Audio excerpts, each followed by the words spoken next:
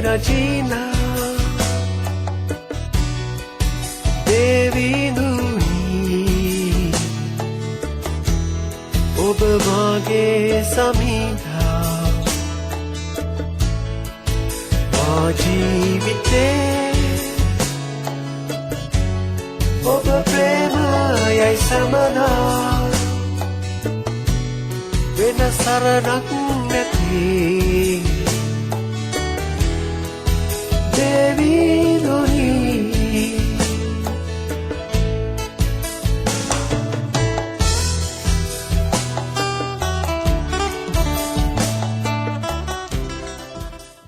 මේ උදෑසන ඔබ දැනගන්න යනවා දෙවියන් වහන්සේ ඔබට දීලා තිබෙනා වූ ආශිර්වාද වලින් කොටසක් ගැන.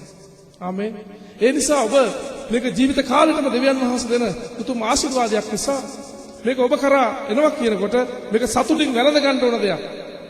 ඔබ මේ උදෑසන ප්‍රීතියට පත් වෙන්න යනවා දෙවියන් වහන්සේ දීලා තිබෙන ආශිර්වාද කුමක්ද කියලා දැනගන්න යනකොට. දැන් අපි මේකට ඇතුල් වෙන්න යන්නේ දෙවෙනි සාමුවෙල්ගේ පොතේ 9 වෙනි පරිච්ඡේදයේ පළවෙනි පදයේ සිට 13 වෙනි පදේ දක්වා සවන් දෙන්න යනවා. බයිබල් ඔක්කොම පෙරලා අපි කියවන්න යනවා. දෙවෙනි සාමුවෙල් 9 වෙනි පරිච්ඡේදයේ 1 සිට 13ට මෙපිබොෂෙත්ට දාවිද් කරුණා කිරීම. දාවිද් කතා කොට සාවුල්ගේ වංශයෙන් යමෙක් තව ඉතුරුව සිටිනවා නම් මම යොනතාන් නිසා ඔහුට කරුණාව පෙන්වන්නෙමි කීවේ. සාවුල්ගේ වංශයට අයිති ශීබා නම් මෙහෙකරුවෙක් විය. ඔහු දාවිද් ළඟට කැඳවාගෙන ආකල නුඹ ශීබාදයි රජ ඔහුගෙන් ඇසීය. ඔහුද ඔබගේ මෙහෙකරුවා ඒයි කීවේ. රජද සාවුල්ගේ වංශයේ කිසිවෙක් තව ඉතුරුව නැද්ද? ඉතුරුව ඇතනම් මම ඔහුට දෙවියන් වහන්සේගේ කරුණාව පෙන්වන්නෙමි කීවේ. ශීබාද යොනතාන්ගේ පුත්‍රෙක් තවම සිටී. ඔහු පාද කරවූ කෙනෙක් රජුට කීවේ. එවිට ඔහු කොතැනදයි රජ ඔහුගෙන් ඇසුවේ. ශීබාද ඔහු ලෝ දෙබාර්හි අම්මියල්ගේ පුත්‍ර වූ මාකිල්ගේ ගෙදර සිටියේ රජුට කීය. එවිට දාවිද් රජ පණිවිඩ යවා ලෝ දෙබාර්හි අම්මියල්ගේ පුත්‍ර වූ මාකිර්ගේ ගෙදරින් ඔහුගෙන් වූයේ. සාවුල්ගේ පුත්‍රයා වන යොනතාන්ගේ පුත්‍ර වූ මෙපිබොෂෙත් දාවිද් වෙතට ඇවිත් මුහුණින් වැටි වැන්දේ. දාවිද්ද මෙපිබොෂෙත් යයි කීය. ඔබගේ මෙහෙකරුවා මෙහි යයි ඔහු උත්තර දුන්නේ. දාවිද් කතා කොට බය නොවෙන්න. සැබෑවටම නුඹේ පිය වූ යොනතාන් නිසා මම නුඹට කරුණාව පෙන්වා නුඹේ පිය වූ සාවුල්ගේ සියලු ගම්බිම් නුඹට නැවත දෙන්නෙමි. නුඹ වනාහි මාගේ මේසේ නිතර කෑම කන්නේ යයි ඔහුට කීය. ඔහු වැඳ කතා කොට ඔබ විසින් මා වැනි මල බල්ලෙකු සැලකීමට ඔබගේ මෙහෙකරුවා කවුදයි කීවේ. එවිට රජ සාවුල්ගේ වැඩකාරයා වූ ශීබාට අඬගසා සාවුල්ටත් ඔහුගේ මුළු වංශයටත් අයිතිව තිබුණු සියල්ල නුඹේ ස්වාමිහුගේ පුත්‍රයාට දුනිමි. එබැවින් නුඹේ ස්වාමිහුගේ පුත්‍රයාට ආහාර කන්නට ලැබෙන නුඹ සහ නුඹේ පුත්‍රයෝද ලැබෙන පිණිස නුඹ සහ නුඹේ පුත්‍රයෝද නුඹේ වැඩකාරයෝද ඔහු උදෙසා ඒ බිම් වගා කොට එහි අස්වැන්න ගෙනෙල්ලා. නමුත් නුඹේ ස්වාමිහුගේ පුත්‍ර වූ මෙපිබොෂෙත් මාගේ මේසේ නිතරම කෑම කනවා ඇතැයි කීවේ. ශීබාට පුත්‍රයන් 15 දෙනෙක් සහ වැඩකාරයන් 20 දෙනෙක් සිටියෝය. එවිට ශීබා මාගේ ස්වාමියු රජුරුවන් තමන්ගේ මෙහෙකරුවාට අනකරන සියල්ල ලෙස ඔබගේ මෙහෙකරුවා කරන්නේ යයි රජුට කීවේ. මෙපිබොෂෙත් වනාහි රාජපුත්‍රයන්ගෙන් එක්කෙනෙකු මෙන් රජුගේ මේසේ කෑම කෑවේ. මෙපිබොෂෙත් මීකා නම් බාලපුත්‍රයෙක් විය. ශීබාගේ ගෙයි වැස සියල්ලු මෙපිබොෂෙත්ගේ වැඩකාරයෝව සිටියෝය. මෙලෙස මෙපිබොෂෙත් යෙරුසලමේ විසීය. මක්නිසාද ඔහු රජුගේ මේසේ නිතරම කෑම කෑවේ. ඔහුගේ දෙපයම කොරව තිබුණේය. ආමෙන්. ආමෙන්. දැන් මේක ඔබ කියවද්දිම සමහර අයට මේකේ තිබෙනා වූ සත්‍යතාවයන් කාරණා ගැන අවබෝධයක් ඇති වෙන්න ඇති කියලා මම විශ්වාස කරනවා.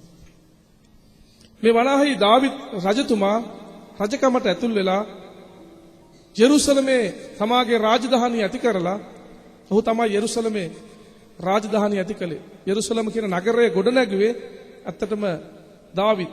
මේක වර්ණවත් කළේ සාලමොන්. අදටත් මේ යෙරුසලම ලෝකේ තාමත් වැදගත් නගරයක් කොට සලකනවා. දැන් මේ අවස්ථාවේදී දාවිද් දෙවියන් වහන්සේ උසස් කරුන් ලැබුවා වූ මිනිසෙක්. ආමේන්. දාවිද් දෙවියන් වහන්සේගේ අනුග්‍රහය කරුණාව ජීවිතය අත්දැක්කා වූ කෙනෙක්. ඇත්තටම තව කෙනෙකුට කරුණාව දක්වන්න පුළුවන් වෙන්නේ දෙවියන් වහන්සේගේ කරුණාව අත්දැක්කු අයට විතරයි. දෙවියන් වහන්සේ උසස් කරපු අය අන් අයට ආශිර්වාද කරන අය. මම විශ්වාස කරන මෙතනට අපිව දෙවියන් වහන්සේ කැඳවලා තියෙන්නේ අපිව දෙවියන් වහන්සේ උසස් තැනක තබලා. උසස් තත්වයක තබලා. දාවිද්ගේ ජීවිතේ අපි ඉගෙන ගන්නකොට ඔහු ඊශ්‍රායලය වෙනුවෙන් ගොඩාක් සේවය කරපු රජ කෙනෙක්. ඔබ දන්නවා ඔහුට විරුද්ධව ඔහුට කලින් හිටපු සාවුල් කියන රජතුමා ගොඩක් විරුද්ධවාදීකම් කළා. නමුත් මේ සාවුල්ගේ පුත්‍රයෙක් හිටියා ජොනතාන් කියලා. මේ යොනතාන් සහ සාවුල් මේ දාවිත් අතර පුදුමාකාර බැඳීමක් තිබුණා. පුදුමාකාර ආදරයක් තිබුණා, සම්බන්ධතාවයක් තිබුණා. පියා දාවිත්ව මරන්න හදන හැම අවස්ථාවෙදීම ජොනතාන් තමයි දාවිත්ව බේරගත්තේ. ඒ වෙලාවේදී සාවුල් රජතුමා කියනවා ඔබ මෝඩ වැඩක් කරන්නේ. දාවිත් ජීවත් වෙලා ඉන්නකම් උඹේ රජකම උඹට ලැබෙන්නේ නැහැ. දාවිත් මැරුණොත් තමයි උඹට රජ වෙන්න පුළුවන් කියලා. නමුත් ජොනතාන් දැනගෙන හිටියා තමා කවදාවත් රජ වෙන්නේ නැහැ. දාවිත් තමයි රජ වෙන්නේ. හේතුව දෙවියන් වහන්සේ ඌව කැඳවලා තියෙනවා කියලා. හලලුයා. ඒ නිසාද දාවිත් සහ ජොනතාන් අතර සම්බන්ධතාවයක් ඇති වුණා. සම්බන්ධතාවයක් ඇති වුණා. ගිවිසුමක් ඇති වුණා. ඒක පළවෙනි සාමුවෙල් 16 වෙනි පරිච්ඡේදයේ වගේ තිබෙනවා. ජොනතාන් කියනවා ඔබ කවදා හරි රජ වුණාම මට කරුණාව දැක්වුවා වගේ මගේ පවුලයටත් කරුණාව දක්වන්න කියලා. එවැනි දැනුමක් ජොනතාන්ට තිබුණා දාවිත් කවදා හරි රජකමටපත් වෙයි කියලා. දාවිත් රජකමටපත් වුණාට පස්සේ ඔහු සොයා බලන්න පටන් ගත්තා සාවුල්ගේ වංශයේ කවුරු හරි තව ඉතුරු වෙලා ඉන්නවද කියලා. හේතුව සාවුල්ගේ වංශයේ ගොඩක් අය මරණයටපත් වුණා. ඒ පරම්පරාවේ කවුරුත් හිටියේ නැහැ. ජොනතානුත් මරණයටපත් වුණා. මෙහෙම හොයාගෙන යනකොට දැනගන්න ලැබුණා සාවුල්ගේ ගෙදර වැඩ කළා වූ සීබා කියන ප්‍රධාන මෙහෙකරුවා පිළිබඳව. ඔහුව කැඳවලා ප්‍රශ්න කරනවා සාවුල්ගේ පරම්පරාවේ කවුරු හරි ඉතුරු වෙලා ඉන්නවද කියලා. එතකොට කියනවා සාවුල්ගේ පුත්‍ර වූ ජොනතාන්ට දරුවෙක් සිටියා. ඒ දරුවා අහවල් ගෙදර අහවල් තැන ඉන්නවා කියලා දැන් ඔබ මේ 4-5 පදවල කියුවා. දාවිත් කරන්නේ වහාම ඔහුව කැඳවනවා තමා ඉදිරියට. දාවිත් වහාම ඔහුව තමා ඉදිරියට කැඳවලා ඔහුගේ නම දීලා දෙනවා මෙපිබොෂෙත් කියලා. දාවිත් අවශ්‍ය වුණා ඔහුට කරුණාව දක්වන්න. දාවිත්ගේ ඔහුව කැඳවුවාම ඔහු හරි බයටපත් වෙනවා. 7 වෙනි පදයෙන් කියන බය වෙන්න එපා කියලා. හිතුවේ රජතුමා තමාව කැඳවන්නේ ඉතුරු ටිකත් ඔක්කොම විනාශ කර දාන්න කියලා. සාමාන්‍යයෙන් එහෙමයි කරන්නේ සතුරන්ව විනාශ කරනවා. නමුත් ඔහු කියන බය වෙන්න එපා. මම ආවේ මම ඔබ කැඳෙව්වේ ඔබට ආශිර්වාද කරන්න කියලා. දැන් මම කැමති මේ කොටසේ ඉතාමත් වැදගත් කාරණා කිහිපයක් තිබෙනවා. මේ මෙපිබොසෙත් කියනා වූ පුද්ගලයා පිළිබඳව අපි කාරණා ස්වල්පයක් බලන්න. දැන් මෙතන කියන ඔහුගේ පාද දෙකම කොරව තිබුණා කියලා. කකුල් දෙකම කැඩිච්ච එක්කෙනෙක්. ඒ නිසා රජකමට කොහොමවත් සුදුසු නැහැ. ලෙවී කතාව වගේ පොත් කියවද්දි පේනවා දෙවියන් වහන්සේගේ මෙහෙ කරන්න එවැනි අය සුදුසු නැහැ. රජකමට කොහොමවත් ගන්න බෑ. පූජක කමට කොහොමවත් ගන්න බෑ. ඒ පූජකයෙක්ව පත් කරනකොට රජ කෙනෙක් පත් කරනකොට තිබෙන්න ඕනේ සුදුසුකම් තිබෙනවා. දැන් ඒ සුදුසුකම් අර බලද්දි මොහු රජකමටවත් රාජභෝජනයෙන් කණ්ඩවත් සුදුසු පුද්ගලයෙක් නෙමෙයි. මොකද හේතුව ඔහුගේ පාද දෙකම කොරව තිබුණා කියලා තියෙනවා. දැන් කොර වෙන්න හේතුවක් තිබුණා. මම කැමති ඔහුගේ චරිතය පිළිබඳ කරුණු ටිකක් ඔබට පෙන්වන්න දෙවෙනි සාමුවෙල් 4:4. ඒ පදේ කියුවා නම් ඇයි ඔහු කොරව සිටියේ කියලා අපිට දැනගන්න පුළුවන්.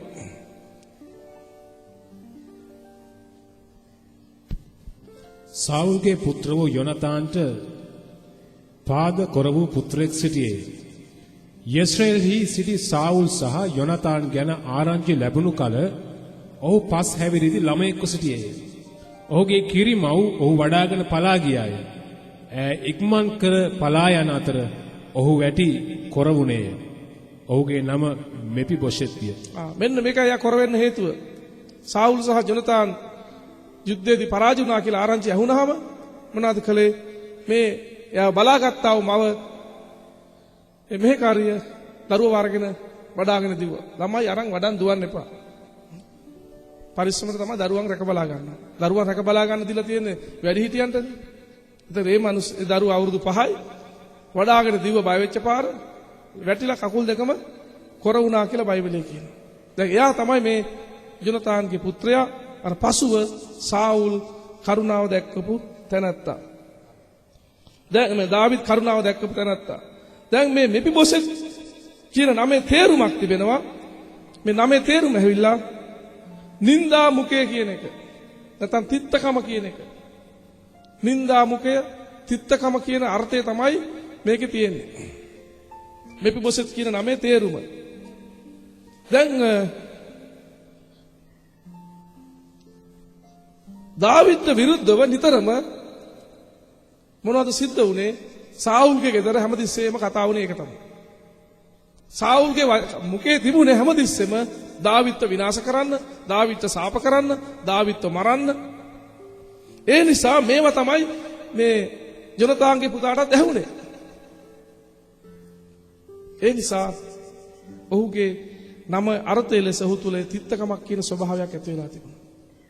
දැන් මේක කියන්න හේතුව ඔහුගේ මුල් නම මෙපිබොසෙත් නෙමෙයි. දැන් ඔහුගේ මුල් නම තේරුමත් මෙපිබොසෙත් කියන නමේ තේරුමත් අතර පොඩි වෙනසක් තියෙනවා. අපි බලන ඔහුගේ මුල් නම ඇවිල්ලා දෙවෙනි ලේකම් 8:34 වෙනි පදේ කියනවා. ඒකත් කියවන්න. මේ ඊට පස්සේ අපි මේක විස්තර කරමු.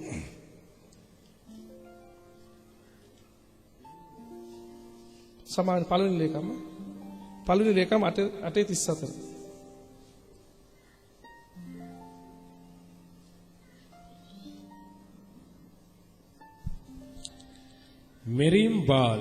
මෙරිබ්බාල් යොනතාන්ගේ පුත්‍රයාය. මෙරිබ්බාල්ට දාව මීකා උපන්නේ.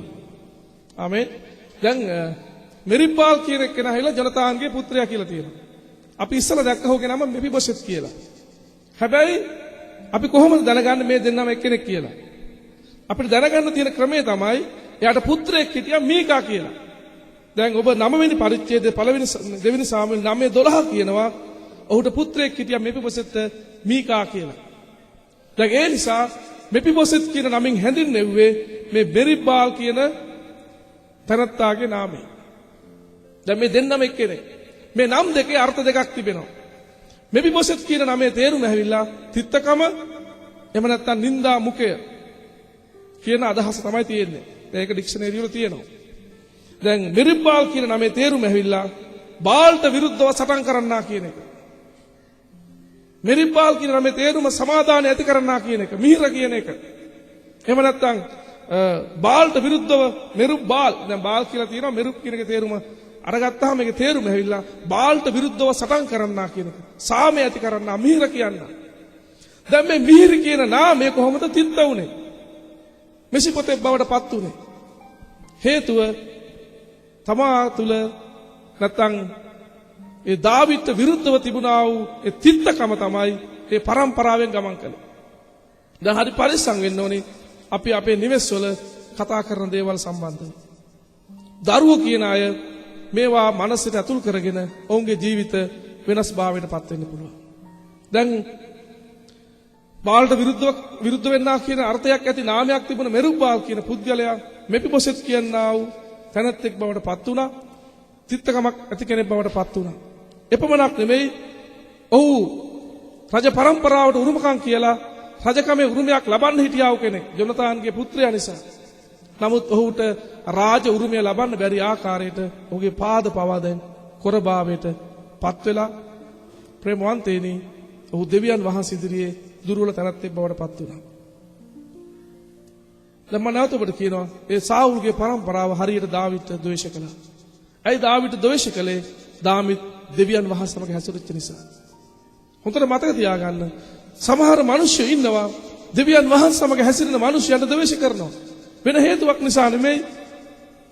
දෙවියන් වහන්සේ සමග උන් ගමන් කරන නිසා. සාතන් ඒ වැරදි මිනිස්සුන්ගේ මනසවල් පොළඹවනවා. පොළඹවන පමණක් නෙමෙයි. ඔබ දන්නවා ඇති සමහර තිත්තකම් කියන ඒවා පරම්පරාවෙන් පරම්පරාවට යනවා. සමහර ජාතීන් අතර තියෙනවා. ගෝත්‍රික අතර තිබෙනවා. නමුත් අපි දෙවියන් වහන්සේ කැඳවලා තියෙන්නේ සාමය ඇති කරන්න. අපි ආශිර්වාද රැස් වෙනකම්. දැන් ඒක තමයි මේ මෙපිපොසෙත් කියනා පුද්ගලයා පිළිබඳ තිබෙනා තොරතුරු. තව තොරතුරු තිබෙනවා. නමුත් මම හිතන්නේ මේ වෙලාවේදී අපි ඊට පස්ව ඒක බලමු කියලා. දැන් කොහොම වුණත් දෙවියන් වහන්සේගේ දාසයා මිනිසයා මේ මිනිසයාව කැඳවනවා. කැඳවලා දෙවෙනි සාමුවෙල් 9 වෙනි පරිච්ඡේදයේ කියනවා උඹ දැන් බය වෙන්න එපා. මම නුඹව ආශිර්වාද කරන්න යනවා කියලා. හලෙලූයා. මම ඔබට කිව්වා ඉස්සෙල්ලා ඔහුට කෑ ගහලා සතුටු වෙන තරම් ආශිර්වාද රාශියක් ඔහුට දෙනවා. පළවෙනි ආශිර්වාදය තමයි ඔහු රජුගේ මේසයෙන් කෑම ගන්න කෙනෙක් බවට පත් වෙනවා. රජුගේ මේසයෙන් කෑම ගන්න රාජ පුත්‍රයෙක් බවට එක මොහොතකින් දෙවන්නාස මේ දාවිත් ඔහුව පත් කරනවා. හලෙලූයා. දැන් තේරුම් ගන්න. දෙවියන් වහන්සේ අපිට දීලා තියෙන ආශිර්වාද මොනවද කියලා. ඊට පස්සේ මොකද කරන්නේ? ඔහුගේ වංශයට අයිති වෙලා අහිමි වෙලා තිබිච්ච ඔක්කොම දේවල් කියනවා සාවුල්ට අයිති සියලුම දේපල මම නුඹේ නමට බාර දෙන්න යනවා. ඒ ඔක්කොම ඔබට දෙන්න යනවා. ඒ විතරක් නෙමෙයි මෙච්චර කල් නුඹලාට මෙහෙ කරපු ඒ ශීබා කියන අය අද ඉඳලා නුඹේ ගෙදර මෙහෙ කරන්ට යනවා. ශීබාට අණ කරනවා නුඹ මේ අය වෙනුවෙන් සියලු ඉඩ කඩම් වගා කරන්ට ඕන. ඔහුට පුතු 15 දෙනෙක් වැඩකාරයෝ 20 දෙනෙක් හිටියා කියලා තියෙනවා. ඒ ඔක්කොමලාව මෙහෙ කරුවන් බවට පත් කරලා මෙන්න දෙවියන් වහන්සේ මේ දාවිද් මේ මිනිස්යාව උසස් කරනවා. ඒ විතරක් නෙමෙයි ඔහුව මරණයෙන් ගලවනවා. හරි වැදගත් දෙයක්. ඔහුව මරණයෙන් ගලවනවා. හරි ලස්සන තව සිදුවීමක් තිබෙනවා. 21 වෙනි පරිච්ඡේදයේ දෙවෙනි සාමුවෙල්. මට ඕනේ ඔබට ඒකත් පෙන්වන්න ඊට පස්ව තව කාරණා බලමු. දෙවෙනි සාමුවෙල් 21 වෙනි පරිච්ඡේදයේ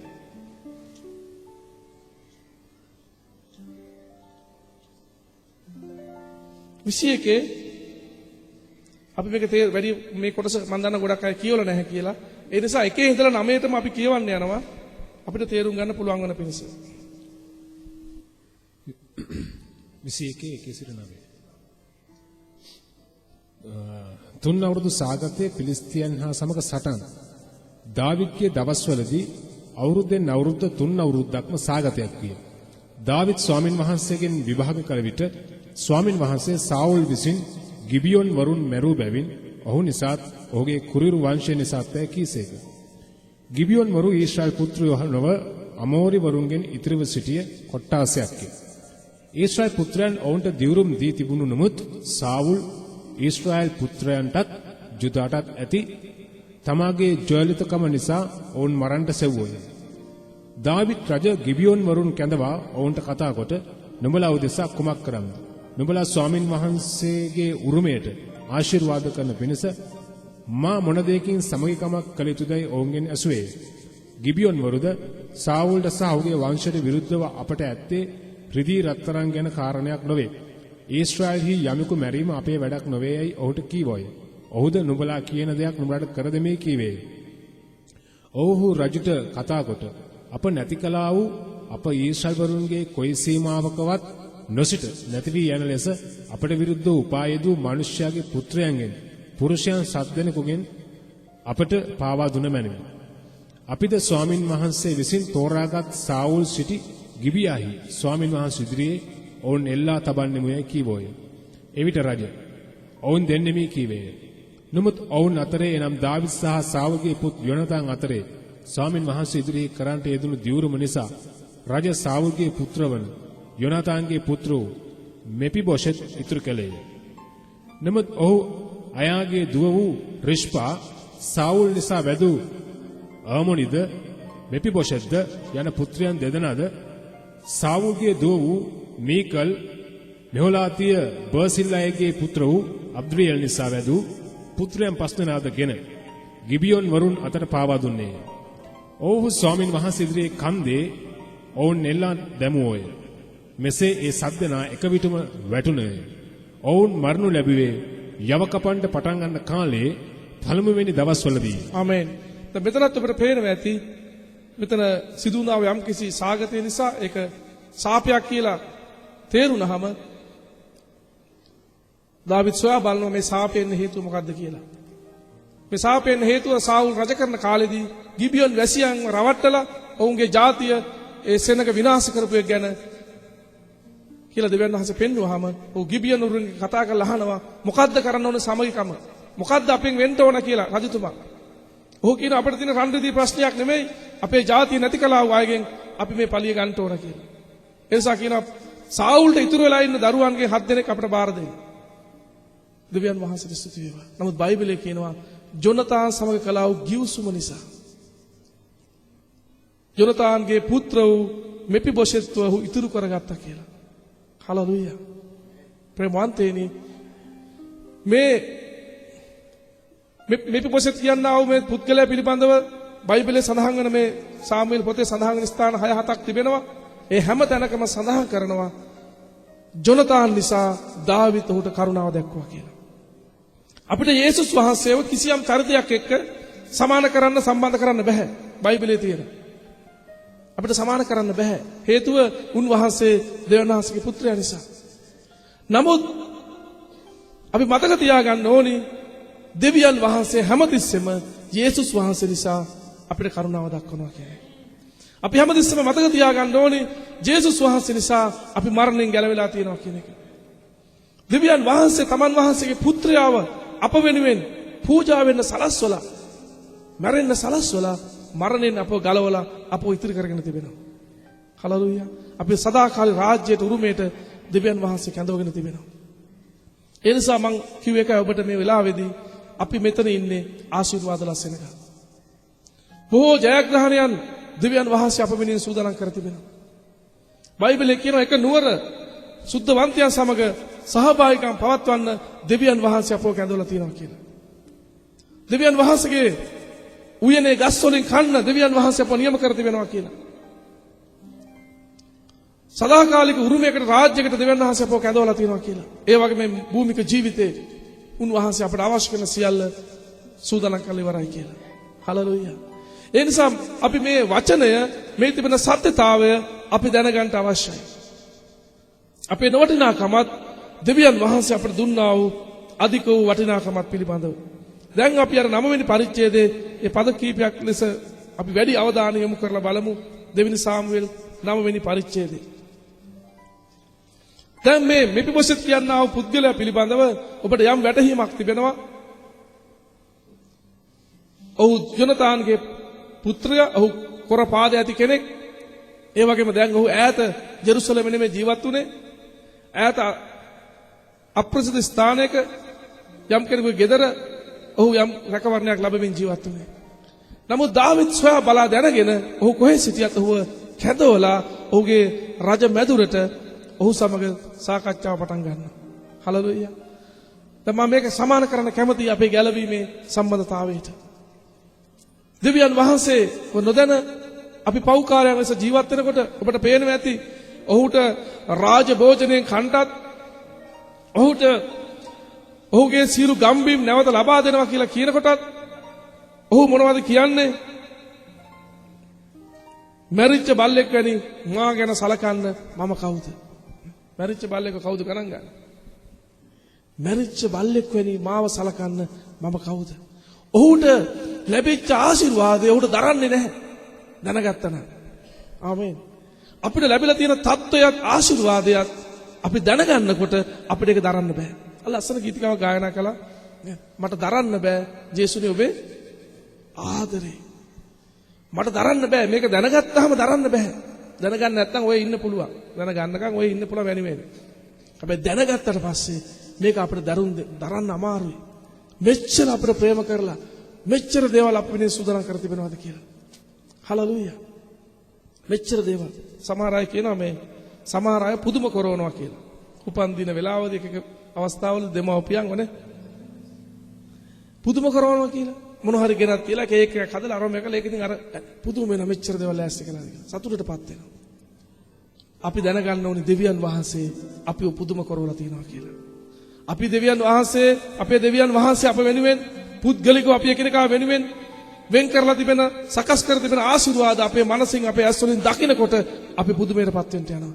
මෙච්චර දෙවියන් වහන්සේ මා ගැන සලකලා තියනවාද? මා ගැන හිතලා තියනවාද කියලා.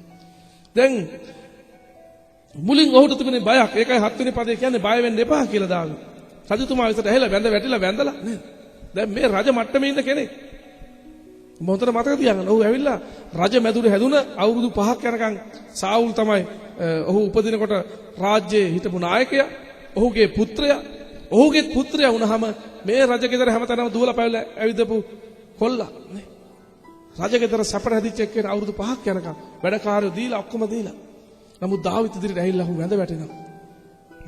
වඳින ඔහු බය මගේ ජීවිතේ බේර ගන්න වඳින්න. මේ එන්න කිව්වේ මාවත් මගේ පුත්‍රයාවත් දැන් ඔහුට රජකමට එන්න සුදුසු තත්ත්වයක් නැති බව දන්නවා. එහෙත් ඔහුගේ බාල පුත්‍රයා ඉන්නවා.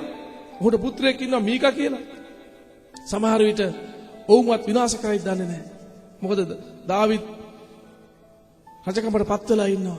සාවුල්ගේ වංශය අතර තාම ගැටුමක් තියෙනවා. සාවුල්ගේ වංශයට කැමති අය ඉන්නවා. එහෙම හැමතැනම සැඟවිලා ඉන්නවා. ඒ නිසා නැවත කලබලයක් ඇති වෙයි කියලා දාවිත් මේ හදන්නේ අපි විනාශ කරන්නද? දාවිත් විවාහ කරලා බලනවා ඔවුන් ගැන. නමුත් දෙවියන් වහන්සේ ඉදිරියේ ඔහු කියනවා බය වෙන්න එපා. නුඹ රජතුමාගේ මේසෙන් නිතරම කෑම කන කෙනෙක්. එක වේලක් කන්න දෙලා ඇරියා නෙමෙයි. හොඳට මතක තියාගන්න. මම ඔබට එන්න කිව්වේ කෑම වේලක් දීලා අරින්න. රජතුමාගේ මේසෙන් එක කෑම වේලක් කාලා යන්න නෙමෙයි එව්වේ. නිතරම ආහාර අරගෙන ජීවත් වෙන්න. හලෙලූයා. නිතරම යේසුස් වහන්සේ සමග සම්බන්ධකම් පවත්වන්නට. නිතරම යේසුස් වහන්සේ සමග කෑම කන උන්වහන්සේ කිව්වා නේද? යමෙක් මාගේ හඬ අසා දොර හැරියොත් මමත් එනවා කෑම කන්න. මමත් එනවා සමග සහභාගීකම් පවත්වන්න. උන්වහන්සේ ස්වර්ගික සිළු ආශිර්වාදය ඇතුව ප්‍රේමවන්තනි අපව කැඳවලා තියෙනවා.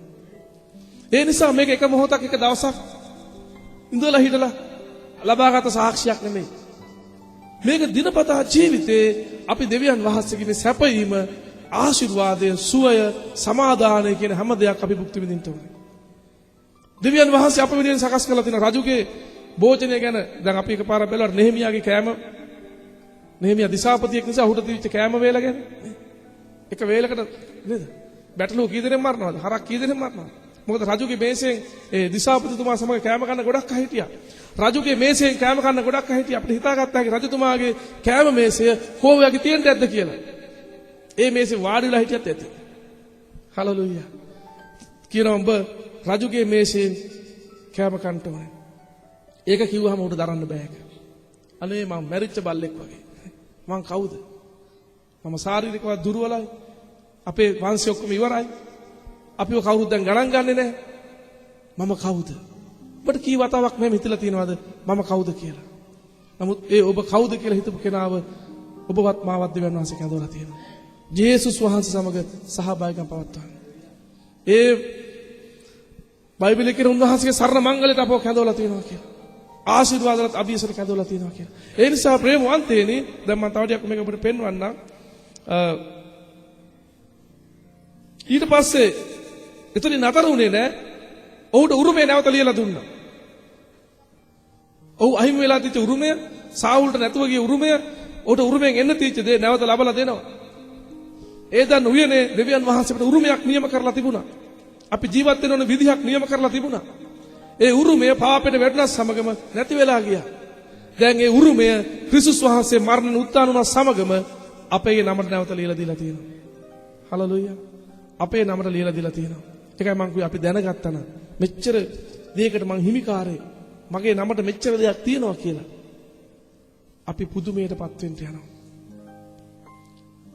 ඒ නිසා දැන් බයිබලයේ පෙරලා හොයන්න ඕනේ මොනවද මේ තියෙන උරුමය? මගේ ආශිර්වාදය, මගේ උරුමය, මගේ ඉඩමේ තියෙන්නේ මොනවද? පොල් ගස් කීයද? මේ කොස් ගස් කීයද? මොනවද මගේ ඉඩමේ උරුමේ තියෙන්නේ? මම හොයන්න ඕනේ. මම වෙනුවෙන් තබලා තියෙන අයිතිවාසිකම් මොනවද දෙවියන් වහන්සේ? රජුගේ මේසයෙන් කෑම කන්න භෝජනේ සංග්‍රහය භුක්ති විඳින්න දෙවියන් වහන්සේ මාව කැඳවලා තියෙනවා. මං ආශිර්වාදලත් මිනිස්සෙක්. එපමණක් නෙමෙයි ඔහු යටතට සියලු දේ දැම්මා. කොඹ ගිහිලා මෙයා වෙනුවෙන් වැඩ කරන්න ඕනේ. එහෙම නේද කියන්නේ? දෙවියන් වහන්සේට ස්තුති වේවා. 10 වෙනි පදේ බලන්න. එබැවින් නුඹේ ස්වාමියාගේ පුත්‍රයාට ආහාර කන්න ලැබෙන පිණිස නුඹ සහ නුඹේ පුත්‍රයෝද නුඹේ වැඩකාරයෝද ඔහු උදෙසා ඒ බිම් වගා කොට ඒ යස්වැන්න ගෙනෙන්නා. ඔහු උදෙසා වැඩ කරන්නේ. ඔබ විශ්වාස කරනවද මේ හැම එකම තියෙන අප උදෙසා කියලා? දෙවියන් වහන්සේ දරුවෝ උදෙසා කියලා. අවශ්‍ය කරන්නේ විශ්වාස කරන එක පමණයි. අවශ්‍ය කරන්නේ අදහ ගන්න එක පමණයි. අවශ්‍ය කරන්නේ දෙවියන් වහන්සේගේ වචනය අනුව අපි ජීවත් වෙන එක පමණයි. ප්‍රේමවන්තනි මේ ලෝකයේත් ඒ සියල්ලත් මවා තිබෙන්නේ දෙවියන් වහන්සේ අප උදෙසා. මේ සියලු සැප සම්පත් තියෙන අප උදෙසා. නමුත් අපි ඉන්නේ ක්‍රිස්තුස් වහන්සේ උදෙසා. ආමේන්. අපි ඉන්නේ ඒවා උදෙසා නෙමෙයි. අපි ඉන්නේ ක්‍රිස්තුස් වහන්සේ උදෙසා. යේසුස් වහන්සේගේ මගේ කෑමත් බීමත් ආසාවත් දෙවියන් වහන්සේ කැමැත්ත ඉෂ්ට කිරීම, ඒ වැඩ ඉෂ්ට කිරීම දෙවියන් වහන්සේ මා උදෙසා සියල්ල නිර්මාණය කරලා සූදානම් කරලා තිබෙනවා. බලන්න උට එකවර එක මොහොතේ ලැබිච්ච වරප්‍රසාද රාශිය. අපි යේසුස් වහන්සේ පිළිගන්න මොහොතේම අපේ නමට මේ ඔක්කොම මාරු වෙනවා. හලලුයා. අපේ නමට මේ ඔක්කොම මාරු වෙලා අපේ නමට ලිය වෙනවා. ඔබ යේසුස් වහන්සේ පිළිගත්ත මොහොතේ අපි සමාජයට දන්නේ නැහැ. අපි යේසුස් වහන්සේ පිළිගත්තන යම් මොහොතකදී උන්වහන්සේට වැඳලා උන්වහන්සේ ඉදිරියේ පාපය ගැන පසුතැවිලි වෙලා ඒ ලේ වලින් සේදිලා මම දේව දරුවෙක් බවට පත් වෙන වෙලාවේ තමයි මේ ඔක්කොම නියම කළේ. අපි දන්නේ නැති නිසා අපි ඊට පස්සේ හිඟන්නවා වගේ තාමත් දෙවියන් වහන්සේ ඉදිරියේ වැඳ ඉල්ලනවා. අපි තාමත් දන්නේ නැති නිසා මේ උරුමේ ආශිර්වාදය අපි හිතන තාමත් අපිට කරදර, තාමත් අපිට ප්‍රශ්න, අපි යාඥා කරගන්න ඕනේ, අතෙන්ට යන්න ඕනේ, මෙතෙන්ට යන්න ඕනේ, අර විදියට යාඥා කරන්න ඕනේ. අපේ ප්‍රශ්න විසඳලා නැහැ කියලා අපි හිතනවා. මොකද බයිබලයේ කියනවා රජුගේ මේසෙන් භුක්ති විඳින්න තෝරලා ඉවරයි කියලා. නිතරම හැමතිස්සෙම අපි යාඥා කළා, කතා කරලා, වචන පාවිච්චි කළා දෙවියන් වහන්සේ අපට නියම කරු දේවල් අපි ලබා ගන්නට අවශ්‍යයි. ස්වාමීන් වහන්සේට ස්තුති වේවා. ඊට පස්සේ 11 වෙනි පදේ ඔබේ අවධානය යොමු කරන්න. මාගේ ස්වාමී රජුරුවන් Tamanගේ මෙහෙකරුවට අනකල ලෙස කරනවා කියලා ශීබා පොරොන්දු වෙනවා. දෙවනි කොටසේ ඒකේ කියනවා මෙපිබොසත් වනාහි රාජපුත්‍රයන්ගෙන් එක්කෙනෙකු මෙන් රජුගේ මේසයෙන් කෑම කෑවේ කියලා. හලලුයා. කෑම කැවුවා කියලා තියෙනවද? කෑම කෑවේ. කවුරු වගේද? රජුගේ මේසෙත් වාඩි වෙලා හිඟන්නා වගේ තාමත් කනවා. නේ අම්මෝ වැඩි ගන්න බෙදා ගන්න වැඩි. මොනවද මෙතන කියන්නේ? මෙපිබොසෙත් වනාහි රජුගේ පුත්‍රයන්ගෙන් එක්කෙනෙකු මෙන් දැන් ඔහු මොකද කළේ? දැන් ආපහු මම මල බල්ලෙක් අනිත් අය ඔක්කොම වාඩි වුණාට පස්සේ මං වාඩි වෙන්න ගිහිල්ලා නේ මං තමයි අන්තිමයා. දැන් එහෙම හැංගීමක් කොහොමද දෙනවද? එහෙම හැංගීමක් දැන් ඔහුට නැහැ. දැන් ඔහු එක පාට මොකද කළේ? දාවිත් කිව්වා උඹ මගේ පුත්‍රයෙක් වගේ. රජුගේ භෝජනේ කන උත්තමයෙක්. රජුගේ භෝජනෙට හැමෝම කැඳවන්නේ නැහැ. ඒකට කැඳවන්නේ උත්තමය, ගරු කරන අය, රජුගේ මිත්‍රයන් විතරයි. හැමෝම රජුගේ මේසෙට වාඩි කරගන්නේ නැහැ කෑම කන්න. මෙපිබොසෙත් මොකද කළේ? ඒ කිව්වා වූ එක මනසට අරගත්තා. දැන් අපිට තේරෙනවද ඒක? ඔහු ඒක මනසට ඇතුල් කරගත්තා. ඇතුල් කරගෙන මෙපිබොසෙත් වනාහි රාජපුත්‍රයන් එක්කෙනෙකු මේ වැරහැලි ගලවලා අයින් කළා. දැන් රජුගේ භෝජනේ කන දෙනවා කියන්නේ සියලු රාජ්‍ය ගෞරවය. හැම එකම. දැන් අර එන හිටු වැරහැලි අයින් කළා. ඔහු හොඳට ඇඳගෙන රාජපුත්‍රයෙ ඉන්නේ කොහමද? ඔහු සැරසෙන්න පටන් ගත්තා. හලලුයා. දැන් අපිට කියන යේසුස් වහන්සේ අපව කැඳෙව්වා. අපිව ගැලෙව්වා, පුත්‍රයෙක් කළා, පව් කමා කළා, සීල ආශිර්වාද අප සමගයි. අපි සුද්ධවන්තයන්ගේ පොලිමේ ඉන්නේ. මෙහෙම කියනවනේ බයිබලේ. සුද්ධවන්තයන් සමග එක්කනුවර වාසය කරන්න යන්නේ අපිත් ඒ වගේ. එහෙම ඉන්න එපා අපි. හලලුයා. හැබැයි අපේ මනස තාමත් කියනවා රාජපුත්‍රයෙක් වුණාට මට තාම නෑ මම ඒ විදිහට හැසිරෙන්නේ. මට තියෙන තාම හිඟන ආත්මයක්. එහෙම හැසිරුණොත් අපිට ඒව භුක්ති විඳින්න පුළුවන් කමක් නෑ. දෙවියන් වහන්සේ ආශිර්වාද කරලා ඉවරයි. උරුමය නියම කරලා ඉවරයි. දැන් අපි මේවා ගැන තමයි බයිබලයේ හැමතිස්සෙම අසන්නේ. දකින්නේ දෙවියන් වහන්සේ අපේ උරුමය නියම කරලා ඉවරයි. සීල ආශිර්වාද දීලා ඉවරයි. ඒ නිසා මේ වචනේ මම ගොඩාක් වතාවල කියවලා මට හරි සතුටක් ඇති වුණා. මේ මිනිස්යාගේ මනස කොහොමද ඔහු වෙනස් කරගත්තේ කියලා. මේ මිනිස්යාගේ මනස කොහොමද ඔහු වෙනස් කරගත්තේ කියලා. මෙපිබෝසෙත් වනහයි රාජපුත්‍රයන්ගෙන් එක්කෙනෙකු මෙන් රජුගේ මේසයෙන් කෑම කෑවේ. ඔහුට කිසියම් චකිතයක් හැඟීමක් තිබුණේ නැහැ. කිසියම් ආකාරයක ඔහුට බයක් තිබුණේ නැහැ. මම පිටස්තරයෙක් කියලා. සමහරලාට අපි යම් කිසි එහෙම නියල තැනකට කැඳෙව්වා නම් සමහරට අපේ මනස එකඟ වුණේ නැත්නම් අපි එතන ගිහිල්ලා තියෙන නිකන් බය අඩු ගතියෙන් වගේ.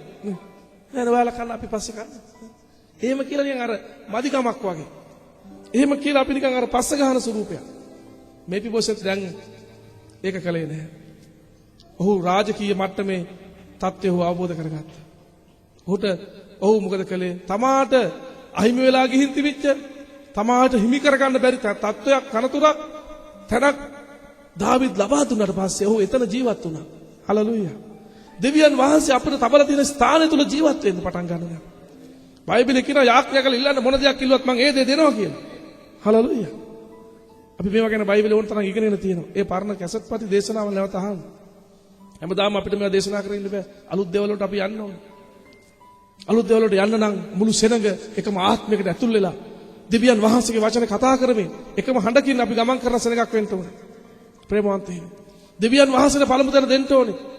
ඊට පස්සේ පදේ කියනවා මෙපිබෝසෙත් වනාහයි යෙරුසලමේ ජීවත් වුණා කියලා. 13 වෙනි පදේ බලන්න මෙපිබෝසෙත් යෙරුසලමේ විසීය මක්නිසාද ඔහු රජුගේ මේසයෙන් නිතරම කෑම කෑවේ. රජුගේ මේසයෙන් නිතරම කෑම කන නම් ඔහු යෙරුසලමේ ඉන්න ඕනේ. යෙරුසලමේ ඉන්නේ නැතුව අනේ මං හදාගත්ත පොඩි පැල්පතකුත් තියෙන මට එහෙ ඉඳලා මෙහෙ ආවේ ඒව හරියන්නේ. ජෙරුසලමේ ඉන්න ඕනේ. ඒ නියම කරපු ස්ථානේ ඉන්න ඕනේ. ජෙරුසලමේ ඉන්න ඕනේ. මෙතන කියනවා ඔහු රජුගේ මේසයෙන් කෑම කන ඕන නිසා ජෙරුසලමේ හිටියා කියලා. අපි දෙවියන් වහන්සේ සමග ඉන්න ඕනේ. දේව අභියසෙ ඉන්න ඕනේ. දෙවියන් වහන්සේ කියන දේ අපි කරන්න ඕනේ. දෙවියන් වහන්සේගේ වැඩත් එක්කයි අපි වෙහෙස වෙන්න ඕනේ. දෙවියන් වහන්සේගේ කාරණාත් එක්ක මනස යොදන්න ඕනේ. අනිත් දේවල් නෙමෙයි. ප්‍රේමවන්තනි තාම අපිට මේක සිතා ගන්න බැරි තත්ත්වයක ඉන්නේ අපි. දෙවියන් වහන්සේ ආශිර්වාද කළ ඉවරයි. දෙවියන් වහන්සේගේ ආශිර්වාද කොහොමද ලබා ගන්න කියලා. ඔබට පමණක් නෙමෙයි. අපිත් තාම ඉගෙන ගන්නමින් සිටිනවා. හේතුව යසාතන් යක්ෂයා නිතරම අපේ මනසට දාන්නේ බොරුව. අපි ඔවා කිව්වට අපි හිතන අපි මහන්සි වෙනවා අපි වැඩ කරන්න අපි අරක කරන්න මේක කරන්න ඕනේ එවිටයි සාර්ථක වෙන්නේ කියලා. නැහැ ප්‍රේමවන්තයනි. ඒ ඔක්කොම කරන්න ඕනේ අපි දෙවියන් වහන්සේගේ හඬ අනුවයි. උන්වහන්සේ කියන විදිහටයි. දෙවියන් වහන්සේ කියන විදිහට අපි ගමන් කරනකොට දෙවියන් වහන්සේ ආශිර්වාද කරනවා. ඊයේ සතියේ අපි පරණ කිවිසුම ගැන පොඩි අධ්‍යයනයක යෙදුණා. එතෙන්දී අර ආබ්‍රහම්ගේ කැඳවීම ගැන කතා කරද්දී ඔව් හාරාන් වල විශ්ව කියලා මීට කලින් මම සති කීපයකට කලින් ඔබට කතා කළා අපිට මතක ඇති. මේ හාරාන් කියලා කියන්නේ සියලුම ආකාර සඵලවත්කම සාරවත්කම තිත ස්ථානය. ඒක දාලා යන්න කිසි කෙනෙක් කැමති වෙන්නේ නැහැ. හරි සාර්ථක සියලු සම්පත් තිබෙච්ච ස්ථානය.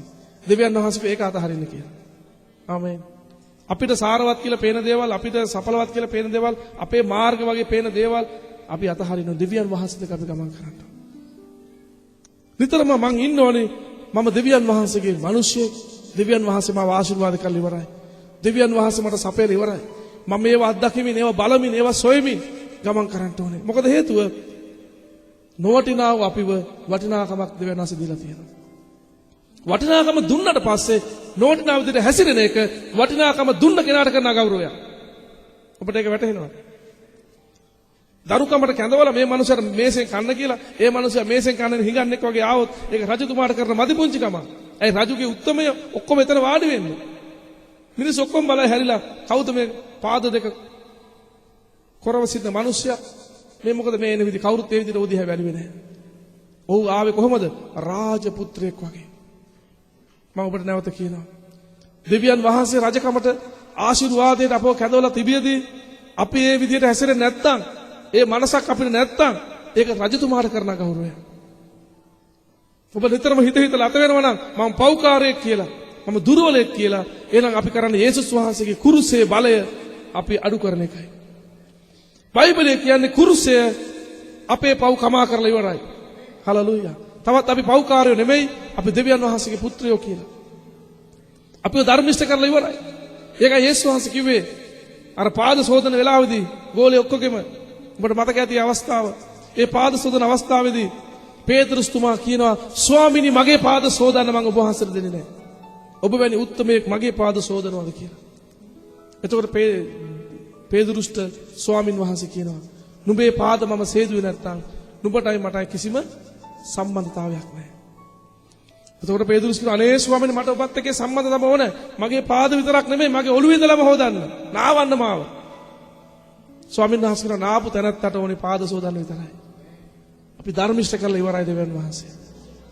ආයි ගිහිලා පසුතැවිලි වෙවි කුරුසේ පාමුල වැඳ වැටි වැටි ඉන්න අවශ්‍යතාවයක් නැහැ. එක දවසකදී අපේ පව් කමා කරලා අපව ධර්මිෂ්ඨයන් බවට පත් කළා. දැන් දින අපේ ජීවිත සකස් කරගනිමින් නිවැරදි කරගනිමින් පාද සෝදා ගනිමින් දිනපතා යේසුස් වහන්සේලා ගමන් කරන එකයි. අපි පියවරෙන් පියවරට උන්වහන්සේලා ඇවිදින එකයි. ගමන් කරන එකයි. රාජපුත්‍රයෝ වගේ හැසිරෙන්න. රාජපුත්‍රයන් වගේ වචන කතා කරන්න. සරසෙන්න දෙවියන් වහන්සේ තුල. ඔහු කෑම කෑවෙත් රාජපුත්‍රයෙක් වගේ කියලා දෙවියන් වහන්සේගේ වචනේ තියෙනවා. යෙරුසලමේ වාසය කරා. දෙවියන් වහන්සේගේ දේවල් සුළු කරන එක දෙවියන් වහන්සේ කැමති නැහැ. ඒක අපි මතක තියාගන්න ඕනේ. දෙවියන් වහන්සේගේ දේවල් සුළු කරන එක දෙවියන් වහන්සේ කැමති නැහැ. දෙවියන් වහන්සේ අපිට ආදරේ. අපිව පාවලා දෙන්නේ නැහැ. දාවිද් මෙපිබොසෙත්ව පාවලා දුන්නේ නැහැ. දාවිද්ට තිබුණ ලේසියෙම ඔහු මරණයට පාවලා දෙන්න ගිබියන් වැසියන්ට. නමුත් දාවිද් හිතාමතාම ඔහු ආරක්ෂා කරනවා. ඔබ මතක තියාගන්න. දෙවියන් වහන්සේ පළමු කොට ආරක්ෂා කරන්නේ දෙවියන් වහන්සේගේ දරුවන්ව. දෙවියන් වහන්සේ දරුවන්ව ආරක්ෂා කරනවා. ඔවුන් රැක බලා ගන්නවා. අපි ගැන දන්නවා දෙවියන් වහන්සේ. අපේ අවශ්‍යතාවය ගැන දන්නවා. අපි ගැන සැලකිලිමත් දෙවියන් වහන්සේ සියල්ල අප වෙනුවෙන් සූදානම් කරලා තියෙනවා. උන්වහන්සේ අපිව හැම වෙලාවෙම සුරක්ෂිත කරන දෙවියන් වහන්සේ. දැන් මේ සුරක්ෂිත භාවයයි අපේ ජීවිතය තුළ අපි අත්දකින්න ඕනේ. ඒ නිසා දැන් අපි ඉගෙන ගන්න ඕනේ දෙවියන් වහන්සේට මුල් තැන දෙන්න. ස්වාමින් වහන්සේත් එක්ක ගමන් කරන්න. දෙවියන් වහන්සේගේ කාරණාත් එක්ක ගමන් කරන්න. මොනියම් හේතුවක් නිසාවත් දෙවියන් වහන්සේගේ දේවල් අතපසු කරන්න එපා සහෝදරයා සහෝදරි. යක්ෂයාට ඕනේ දෙවියන් වහන්සේගේ දේවල් අතපසු වෙන සලස්සලා අපේ ආශිර්වාදේ වළක්වන්න. මොකද සාතන් කිව්වා ඔබ එකවරක් මට නමස්කාර කළොත් මම මේ රාජ්‍ය ඔක්කොම ඔබට දෙනවා කියලා. රාජ්‍ය ඔක්කොම දෙනවා කිව්ව මොකද ඔබ මට නමස්කාර කරනවා නම් පමණයි. යක්ෂයාටත් ඕනේ නමස්කාර. ඒක තමයි සාතන් වැටුනේ. ඔව් හිතුවා මම මගේ සිංහාසනය මහෞත්මයන් වහන්සේගේ සිංහාසනයට ඉහළින් තබාගෙන ඒ ගෞරවය මම ලබන්න ඕන කියලා. ඒ නිසා මොකද කළේ දෙවියන් වහන්සේ කිව්වා ඔබ වලේ පාතාලයට බහිනවා කියලා. යක්ෂයා කියලා කියන්නේ හොඳ ඇදිලිවන්තයෙක්. එක කාලෙකදී ඒක එසකියල් පොතේ 28 වෙනි පරිච්ඡේදයේ තියෙනවා. දැන් අපි ඒවා සිකුරාදා රාත්‍රියේ බැලුවා. ඔබ අවසනාවට එතන හිටියේ නෑ. ඔබ යෙරුසලෙම නෙමෙයි හිටියේ. ඔබ හිටියේ එතකොට ගොඩක් මාකීගේ ගෙදර. ඔබ යෙරුසලෙම හිටියේ නෑ. ඔබ යෙරුසලමට එන්න වෙයි රජුගේ භෝජනයේ ආශිර්වාද ලබා ගන්න. ඒ නිසා මෙතන මං ගිය සතියේ බෝඩ් එකකුත් දාලා තිබුණා. සභාවලටම ඇනවුන්ස් කරන් යනවා බල්ලන්ට බෙහෙත් විදිනවා කියලා. ඉතින් කවුරුත් ගණන් ගන්නේ නැහැ. කවුරුත් ගෙවල් ගහලා කියන්නේ නැහැ නේ දොස්තරලා. බල්ලන්ට බෙහෙත් විදින එන්න. අද එන්න ටෙලිෆෝන් කරලා ආයෙ හවසට කියන්නේ නැහැ නේ. ඒක කියන්නේ ඇනවුන්ස් එකක් දාගෙන යනවා. මෙන්න બોලේ 10 විතර වෙනකොට බල්ලොත් අරගෙන මිනිස්සු එතන. පොර කකා එතන බල්ලොත් පොර කනවා මිනිස්සුත් පොර කනවා. බල්ලන්ට බෙහෙත් විදින්නේ. කොහොමද කළේ? හරියට තේරෙන්නේ නැති එක මොකද්ද කියාගෙන ගියා. මොකද්ද කිව්වේ? ආර්ගෙදරින් ගිහලා මොනවද කිව්වේ? නේ? ඔන්න බල්ලන්ට බා ඇත්තද? අච්චර ලස්සන බෝඩ් එකක් ගහලා ලැමිනේටින් කරලා දාලා අතන. සිකුරාදා රාත්‍රී යාඥාව තියෙනවා කියලා. බල්ලන්ට බෙහෙත් විදිනවා කියන තරම්වත් සැලකිල්ලක් නැහැ. ඒ විනි සෙනගක් කොහමද රජුගේ මේසෙන් කෑම කන්නේ? සෙල්ලම් කරන්න අරකයි අපි. අපි දෙවියන් වහන්සේ විතර ළඟා වෙන්න ඕනේ. ආමේන්. විහිළුවක් නෙමෙයි මේක. ස්වාමීන් වහන්සේ හරි සැලකිලිමත් පොඩි දේවල් ගැන. දැන් බයිබලේ පුරා මේක තියෙනවා. දැනාස් කිව්වනේ මොසෙස්ට ඔබ ගිහිල්ලා මෙසෙන්ට වතුර බොන්න තියපස්සේ. උතර කලබලයට පත්තලා හිටියේ සෙනග එහෙන් දඟලනවා. මොසෙස්ව කණ්ඩ හදනවා. දැනාස් කිව්වා පර්වතයට ගිහලා ඔබ කතා කරපන් නේ. මොසෙස් කියලා ගැව්වා පර්වතයට එක. බයිබලේ කියන මොසෙස් වගේ මුරුදු මොලොක් ඉවසිලිවන්ත නේ. අපිට කිට්ටු වෙන්නවත් බෑ යාගාවට. එච්චර යටහත් මිනිස්සෙක්. නමුත් ඔහුට වෙලේ තරහා ගිහිල්ලා ඔහු ගැව්වා මේකට නේ. කැරලි කාර්සනක දීපල්ලා කියලා. දෙවියන් වහන්සේ පොඩි දේවල් ගැන සැලකිලිමත් වෙනවා. දෙවියන් වහන්සේ මම ගෞරවයට පත් කළේ නැහැ. මං කිව්ව එකට වඩා වැඩියෙන් කළා. වතුර ආව එක ඇත්තයි. හැබැයි දෙවියන් වහන්සේ ඔය ගැන ඒ වෙලාවේ ප්‍රසන්න වුණේ නැහැ කියලා. ඒස ඔබේ ජීවිතේ පියවරක් තබා ගන්න. දිනපතා දෙවියන් වහන්සේත් එක්ක සම්බන්ධකමක් ඇති කරගන්න. දැන් අපි අර සමහර අයට පොත් දුන්නා ඒක සමහර අය බලනවා. සමහර පොත් මෙතන තියලා මරයි යනවා නේද අපරාධ? තව කෙනෙකුට දෙන්න පුළුවන්. මොකක්ද අපේ ආත්මික ජීවිතේ වර්ධනය කරගන්න ගැනීම සඳහා මම ගන්න ක්‍රියාමාර්ගය? මාව රජුගේ භෝජනෙට කැඳවලා තියෙන්නේ. මම දැන් දෙවියන් වහන්සේගේ දරුවෙක් රාජපුත්‍රයෙක්. හැබැයි රාජපුත්‍රයා රාජකීය ලෙස සැරසිලා එන එක ඔහුගේ වගකීම. ඔහු ඒක කරගන්න ඕන කොටසක්. මෙතෙන්දී මෙපිබෝසෙත් කළේ ඒකයි. තමා සැරසිලා ඊළඟ වතාවේ පළවෙනි වතාවේ රජු විතරලා ආවේ ඔබ දැක්කනේ. වැඳ වැටලා මගේ ස්වාමීනි මෙහෙ කරුවා මෙහෙ ඉන්නවා. එහෙම කියාගෙන ආවේ. මෙන්න පහුව දමිනිය එනවා මේ රජුගේ පුත්‍රයෙක් එක්ක. කවුරු හරි හොඳ රෝද පොටුවක තියලා තල්ලු කරන් එනවා ඇති නේ.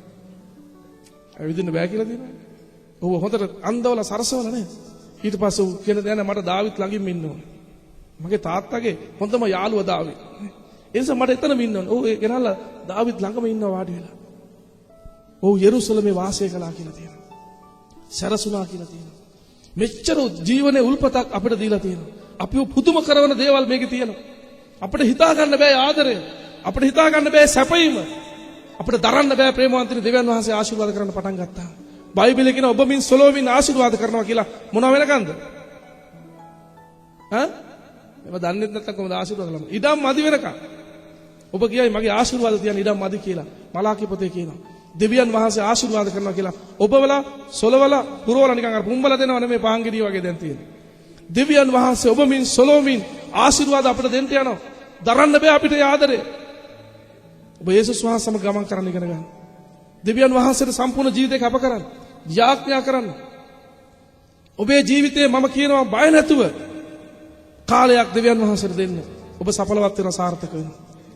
ඔබ මෙච්චර කාල ඔබේ ජීවිත උදෙසා වේස මහන්සි වුණා.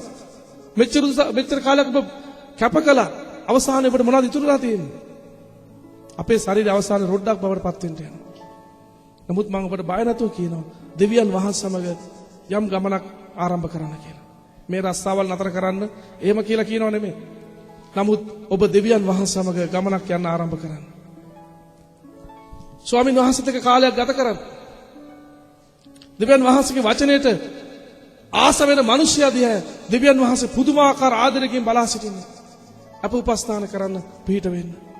ඒ නිසා ඒ ආදරේ ලබන්න නම් අපි ඒ කැපවීමට අපි ඇතුල් වෙන්න ඕනේ.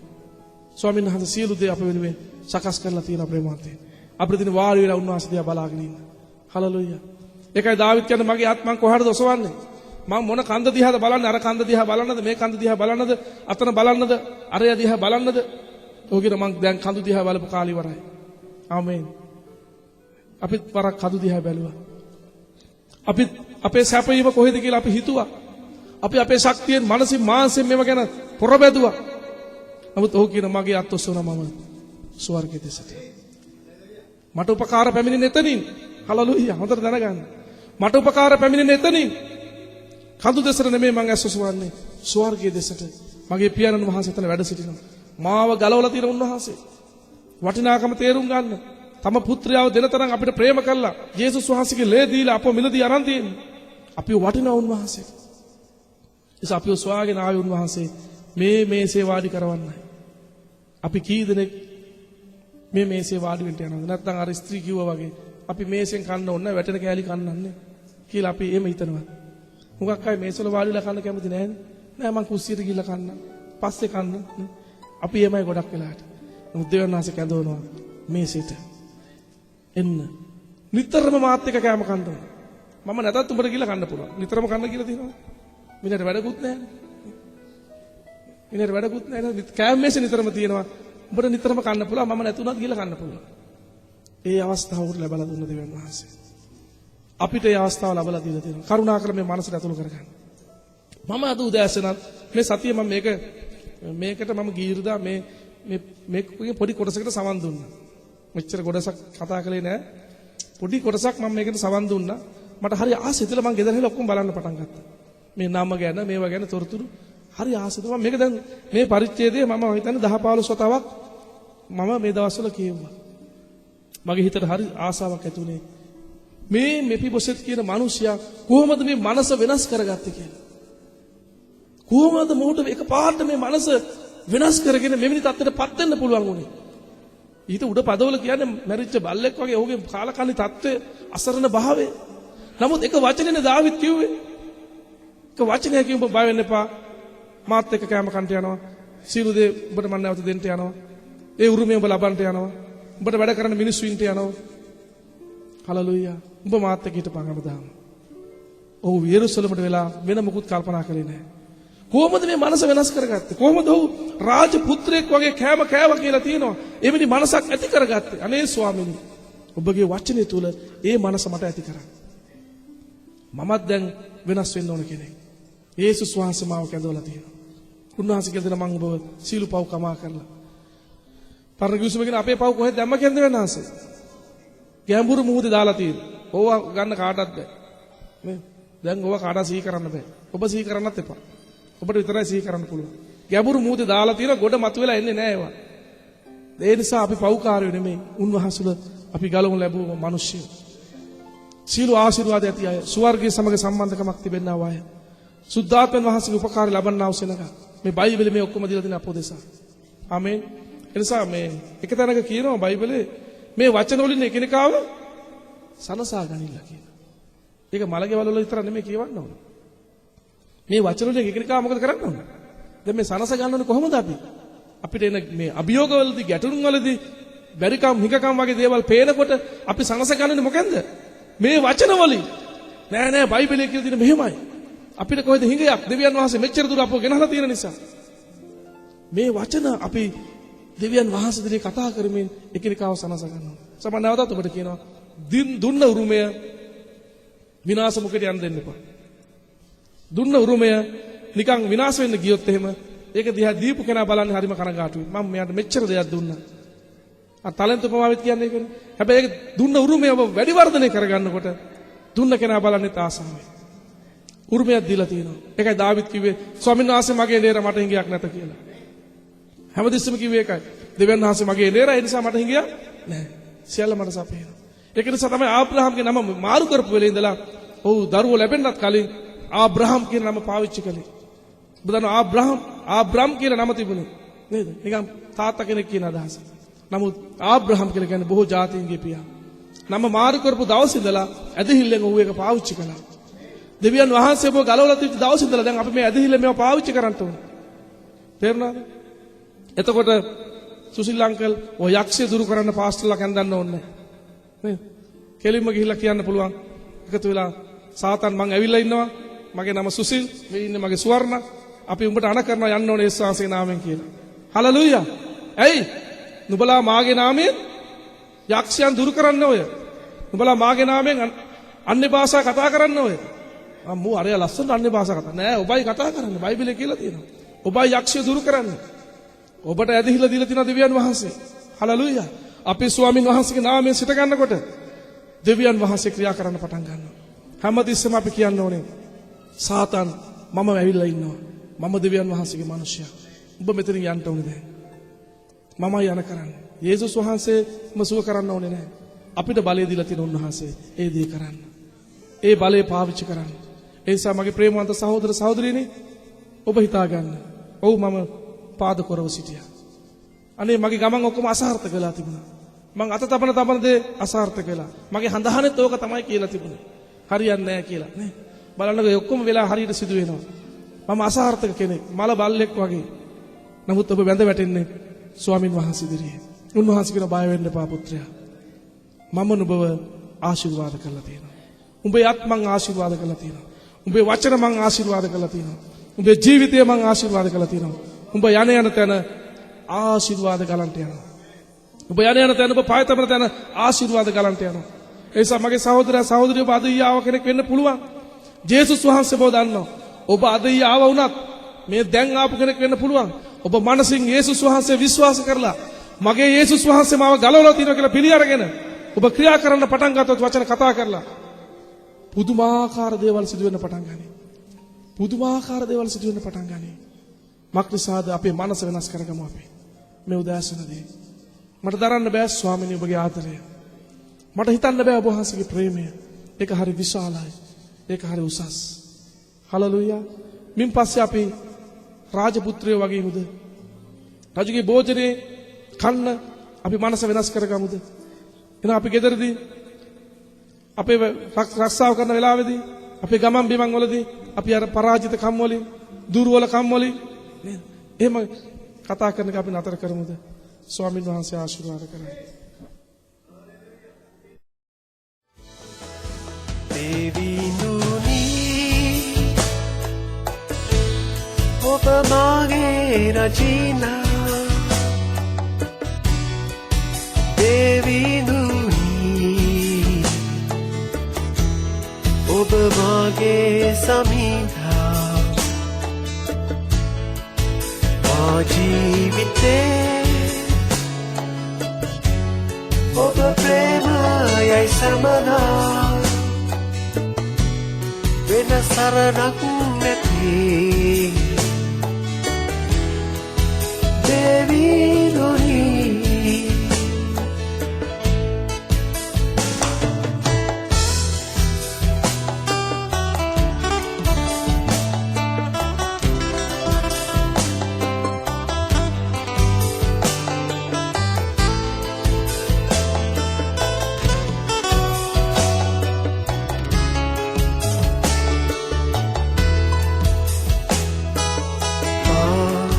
අසරණ වූ විටදී යේසුනි ඔබමයි මා සැනසුවේ දුක් විහඬනා විටදී ඔබමයි මා ළඟ සිටියේ දේවිඳුනි